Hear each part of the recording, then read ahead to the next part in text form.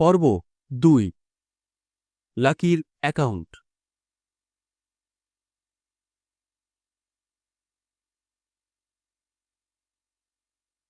মেসেজটা পড়ার পর লাকির মুখ অঝোর বৃষ্টিধারাতেও যেন সূর্যের মতো উজ্জ্বল হয়ে উঠল।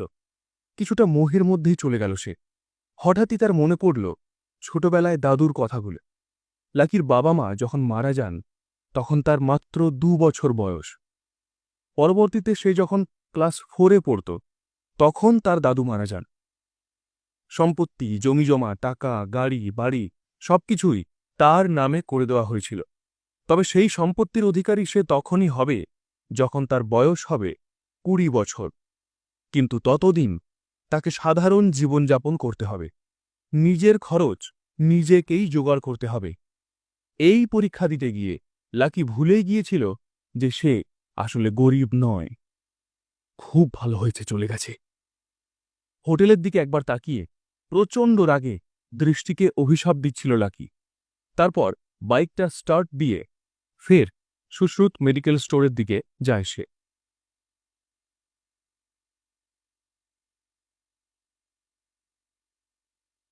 পরের দিন সকালে ঘুম ভাঙতেই কোনো ক্রমেই ছেঁড়া প্যান্ট আর জামা গায়ে গলিয়েই শহরের সবথেকে বড় ব্যাংক নিউ সিটি ব্যাংকে পৌঁছে যায় লাকি।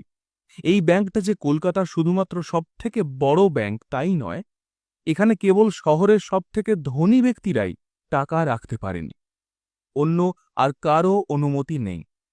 এখন সেই ব্যাংকে যারা যান তাদের বেশভূষা, গাড়ি সবকিছুই টপ ক্লাস হয়, অথচ লাকি সেখানে যাচ্ছে সাধারণ ছাপোষা হয়ে। ব্যাংকে পা রাখা মাত্রই মাথাটা ঘুরল তার। নজরে এলো নিচে পার্ক করা কয়েক কোটি টাকার কিছু গাড়ি। সে মনে মনে ভাবতে লাগল, এই গাড়িগুলির মধ্যে একটা তারও হবে। একদিন সেও ব্যাংকে আসবে আর ঠিক এই জায়গাতেই গাড়ি পার্ক করবে। তবে তখনও যেন বিষয়টা তার কাছে দিবা স্বপ্নের মতো লাগছিল। গাড়ি থেকে চোখ সরিয়ে এবার আসল কাজ করতে ব্যাংকের ভিতরে গেল সে। ব্যাংকে ঢুকতেই সে মনে মনে ভাবল, আহ, কোথায় ওষুধের ঘ্রাণ আর কোথায় এই সুগন্ধ। একটা গভীর নিঃশ্বাসে যতটা সম্ভব সুগন্ধটা ধরার চেষ্টা করল। ব্যাংকে প্রচণ্ড ভিড় চোখে পড়ে তার, আর সাথে নজরে পড়ে সকলের পরনের দামি জামা কাপড়। আসলে তার ভাগ্য রাতারাতি বদলে গেলেও তার বেশভূষা তো আর বদলায়নি। সে সেই একই পোশাক পরে এত বড় ব্যাংকে এসেছিল যা সে সাধারণত তার কাজের জন্য পরত। মনে মনে লাকি বলে উঠল, হাতে টাকা এলেই প্রথমে যে কাজটা করব তা হল জামা কাপড় কিনব। এই কথা বলতে বলতেই সে ব্যাংকে ঢুকল, আর দরজা ঠেলতেই একটা আওয়াজ শুনতে পেল। আউচ! এতটাই তাড়াহুড়ো আর মাথায় এত কিছু আকাশকুসুম ভাবনাচিন্তা নিয়ে লাকি চলাফেরা করছিল যে তার পাশে হাঁটতে থাকা লম্বা চুলের একটি মেয়ের সঙ্গে তার জোরে ধাক্কা লেগে যায়। ও, সরি, আমি আপনাকে এক্কেবারে দেখতে পাইনি। মেয়েটি এত সুন্দর আর দামি জামাকাপড় পরেছিল যে তাকে দেখেই মনে হচ্ছিল ধনী পরিবারের মেয়ে। তাই না চেয়েও যেন সরি বলার সময় লাকির হাত মেয়েটির সামনে জোর হয়ে গিয়েছিল। কিন্তু মেয়েটি লাকির ছেঁড়া জামাকাপড় আর চেহারা দেখে যেন কিছুটা অবাক হয়ে গেল। প্রতিদিনই এই ব্যাংকে সে আসে, কিন্তু এরকম কাউকে দেখেনি। রেগে গিয়ে লাকির দিকে তাকিয়ে মেয়েটি বলল, কেন দেখতে পাননি কেন? চোখের সামনে একটা জলজান্ত মহিলাকে দেখতে পেলেন না? ঠিক এই কথাটা বলতে গিয়েই মেয়েটি দেখতে পেল ব্যাংকের ম্যানেজার ইপ্সিতা ঘোষ তাদের দুজনের দিকেই তাকিয়ে আছে। এই লম্বা চুলের মেয়েটি যেভাবে লাকির দিকে তাকিয়েছিল ঠিক সেইভাবেই তার দিকে তাকিয়ে থাকে ব্যাংকের manager. Very sorry madam, really sorry. আপনার কি কোথাও লেগেছে? ম্যানেজার ইপ্সিতাই এবার ওই মেয়েটিকে জিজ্ঞেস করে, আর একটা বিরক্তির নজর দিয়ে লাকির দিকে তাকায়। লাকি যেন কিছুটা ঘাবড়ে যায়। এদিকে ইপ্সিতাও আরও একবার লাকির মাথা থেকে পা পর্যন্ত দেখল, আর কোথাও যেন তার মনে একটা সন্দেহ জাগল যে এ আর যাই হোক এই ব্যাংকের কাস্টমার হতে পারে না। ইপ্সিতা তার মুখে জোর করে একটা হাসি এনে লাকিকে জিজ্ঞেস করল, আমি কি জানতে পারি আপনি এখানে কি করতে এসেছেন? লাকিও খানিক মজের স্বরেই উত্তর দিল, হ্যাঁ, টাকা তুলতে এসেছে। এই কথা শুনে অবাক হল ইপসিতা। ফের জিজ্ঞেস করল, হ্যাঁ, কি বলছেন? টাকা তুলতে এসেছেন? লাকির কথা শুনে জোরে জোরে হাসতে চাইলেও ইপসিতা নিজেকে সামলে নেয়।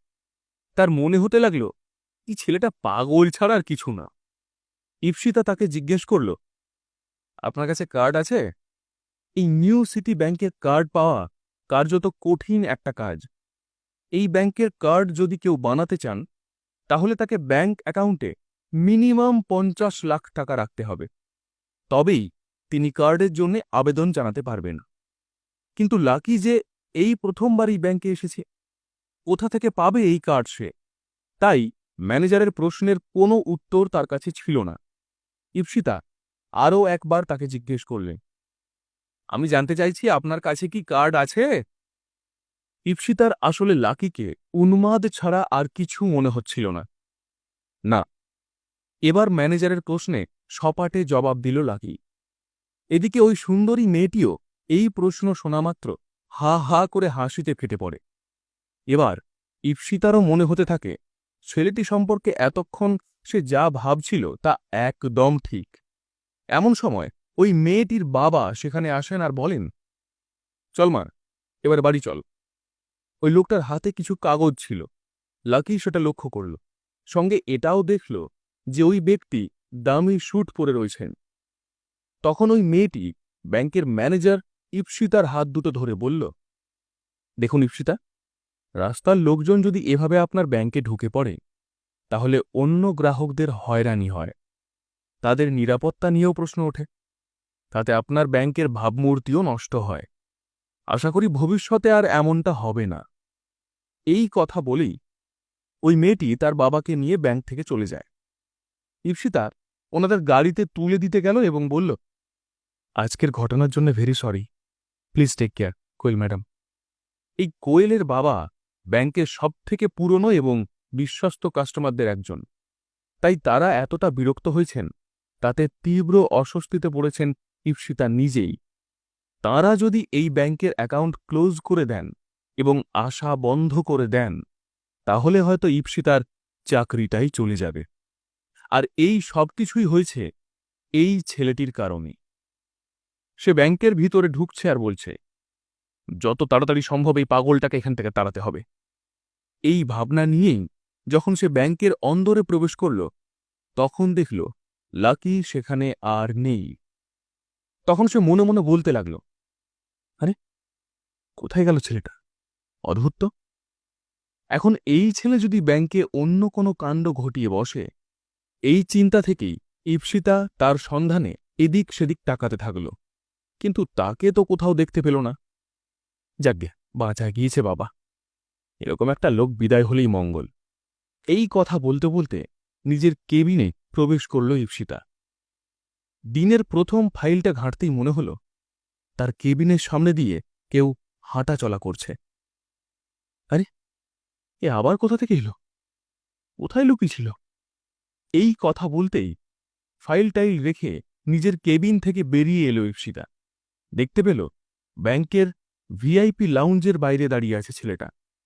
কিন্তু এখানে সে দাঁড়িয়ে থাকলে তো সবথেকে বেশি বিপদ, কারণ এই লাউঞ্জেই যে শহরের সবথেকে বড় লোকেরা এসে বসেন, বিভিন্ন বিনিয়োগের বিষয় নিয়ে কথা বলেন। তারা এরকম একটা অগোছালো ছেলেকে দেখে কি বলবেন, এই চিন্তাই ঘোরাফেরা করতে থাকল ইপসিতার মাথায়। সে গটগট করে তখন এগিয়ে গেল লাউঞ্জের দিকে। দাঁড়াও, ওখানে ওখানে দাঁড়িয়ে থাকো, ভিতরে ঢুকবে না, জোরে চিৎকার করে উঠল ইপসিতা। ব্যাংকের ম্যানেজারের চিৎকার শুনে সেখানে দাঁড়িয়ে থাকা লোকজন থতমত খেয়ে যান। ইপসিতা তার রাগ আর এক রাশ বিরক্তি চেপে রেখে হাসিমুখেই তাদের কাছে বলেন, সরি সরি, আমি একটু বেশি জোরে চেঁচিয়ে ফেলেছি, ভেরি সরি। কিন্তু ততক্ষণে যা হওয়ার হয়ে গিয়েছে। লাকি সেই ঘরে ঢুকে গিয়েছে। আরে এটা কি মানুষ নাকি গাধা, বাংলা বোঝে না? এই কথা বলতে বলতেই ভিআইপি লাউঞ্জের দিকে এগিয়ে গেল ইপসিতা। সে তখন ওই লাউঞ্জের দরজা খোলার চেষ্টা করে, কিন্তু সেই দরজা তখন ভিতর থেকে বন্ধ হয়ে যায়। উদ্বেগ আর চিন্তায় ঈপ্সিতা নিজের মনে বলতে লাগল, এই ছেলেটা কি করে বিনা অনুমতিতে ব্যাংকের ভিতরে ঢুকল? জামা কাপড় দেখে কেউ বুঝতে পারল না যে এই ব্যাংকের কাস্টমার হতেই পারে না। তার ভয়ে গলা শুকিয়ে আসছে, কারণ ছেলেটা হয়তো এতক্ষণে রিলেশনশিপ ম্যানেজারের কাছে পৌঁছে গিয়েছে। এদিকে ভিআইপি লাউঞ্জের সোফায় বসেছিলেন ব্যাংকের রিলেশনশিপ ম্যানেজার শশীধর চৌধুরী। বেশভূষা সে লক্ষ্য করেনি। মুখটা দেখা মাত্রই আর 5টা কাস্টমারের মতোই লাকিকে বলে উঠল, হ্যালো স্যার, কেমন আছেন? শশীধরের মনে হল, এনাকে তো আগে কখনো দেখিনি। নতুন কাস্টমার এলে তার ব্যাপারে ম্যানেজার ঈপ্সিতা তাকে জানিয়ে রাখে, কিন্তু এবারে রিলেশনশিপ ম্যানেজারের নজরে এলো লাকির ছেঁড়া প্যান্ট। তখন সে মনে মনে বলে উঠল, এ আবার কে রে বাবা, রাজ ভিখারি নাকি? এবার আর স্যারটার নয়। রিলেশনশিপ ম্যানেজার একটু অভদ্রভাবেই লাকিকে জিজ্ঞেস করল, আপনি কে ভাই? কি চাই এখানে? এটা ধনীদের ব্যাংক, এখানে 10,000 টাকা ডিপোজিট রাখা যায় না। লাকি ম্যানেজারের মুখের উপরেই সপাটে বলল, ডিপোজিট রাখতে আসেনি, এখানে আমার টাকা নিতে এসেছি। লাকিকে কিছুটা অভদ্রভাবেই জিজ্ঞেস করল রিলেশনশিপ ম্যানেজার, টাকা নিতে এসেছেন? নিউ সিটি ব্যাংকের প্লাটিনাম কার্ড আছে আপনার কাছে? লাকির উত্তর, না, কোনো কার্ড ফার্ড নেই আমার কাছে। এই উত্তর শুনে বেজায় চটলেন ম্যানেজার। রেগে গিয়ে খুব খারাপভাবে লাকিকে বললেন, কার্ড নেই যখন, তখন আপনাকেও কোনো কার্ড দিতে পারবো না। টুক করে দরজাটা খুলুন আর বেরিয়ে যান এখান থেকে। নিজের জায়গায় অনড় থেকেই লাকি বলল, বেরিয়ে যাব? না, কোনো মতেই না। আমার প্রাপ্য অধিকার না নিয়ে আমি এখান থেকে যাব না। লাকিকে ম্যানেজার জানালো, আরে বাবা, কার্ড ছাড়া টাকা দেওয়ার সিস্টেম নেই আমাদের ব্যাংকে। কিন্তু লাকি যে নাছোড়বান্দা, টাকা তোলার এত শত জটিলতা তার জানা নেই। পরিষ্কার করে সেও বলল, টাকা না নিয়ে আমি এখান থেকে যাব না। ম্যানেজার বলল, দেখুন, সকাল সকাল অযথা তর্ক করবেন না। বলছি তো কার্ড ছাড়া টাকা দিতে পারবো না। চুপচাপ এখান থেকে চলে যান, নাহলে সিকিউরিটি ডেকে ঘাড় ধাক্কা দিয়ে বের করে দেব। এই কথা শোনামাত্র ঘাবড়ে গেল লাকি। তার মাথায় একটাই চিন্তা ঘুরছে, কার্ড ছাড়া কি সে প্রমাণ করতে পারবে না যে সেই হিমাদ্রি সিংহ রায়ের নাতি, যিনি তার নাতির জন্যে এত বিপুল সম্পত্তি রেখে গিয়েছেন? হঠাৎ তার কি মনে পড়ল আর লাকি বলে উঠল, ফিঙ্গারপ্রিন্ট। ম্যানেজারকে বুড়ো আঙুল দেখিয়ে বলল। ম্যানেজারও একটু বিস্মিত হয়ে জিজ্ঞেস করলেন, ফিঙ্গারপ্রিন্ট? একটা স্বস্তির নিঃশ্বাস ফেলে রিলেশনশিপ ম্যানেজারকে লাকি বলল, আপনি আমার কাছে কার্ড চেয়েছিলেন, যা আমার কাছে নেই। আমার কাছে আছে এই আঙ্গুলের ছাপ। আমি এটা খুব ভালো করে জানি যে আঙ্গুলের ছাপ ব্যবহার করেও এই ব্যাংক থেকে টাকা তোলা যায়। ম্যানেজার বিরক্তি নিয়ে বলে উঠল, আপনি ফিঙ্গারপ্রিন্ট দিয়ে টাকা তুলতে চান? তাতেও লাভের লাভ কিছু হবে না। আমাদের সময় নষ্ট না করে যান না এখান থেকে।